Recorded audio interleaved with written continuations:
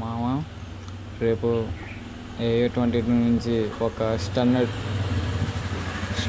ఒక అప్డేట్ రాబోతుంది. Tomorrow 11 AM Allu Arjun fans అనుకోకుండా ఎక్స్పెక్టేషన్ చేసిన మూవీ ఇది. అట్లీ ఈ సినిమాని ఇంటర్నేషనల్గా తీసుకెళ్ళిపోతున్నాడు. Allu Arjun 300 crores remuneration తీసుకోమంటున్నాడు.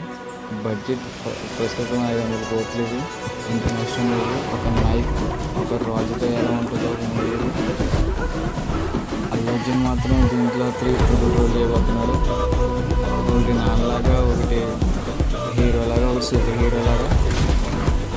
ఇది జరిగిన ఒక పెద్ద పెద్ద కంపెనీలు ఎవెంజర్స్ మార్వెల్ నుంచి డిజ్నీ వచ్చిన కంపెనీస్ ఇవి. ఒక అల్లు అర్జున్ చేయబడిన మూవీస్ ఏమిటి, బట్ బడ్జెట్ మాత్రం ఎక్కువ. సబ్స్క్రైబ్ చేసుకో, లైక్ చేసుకో, షేర్ చేసుకో.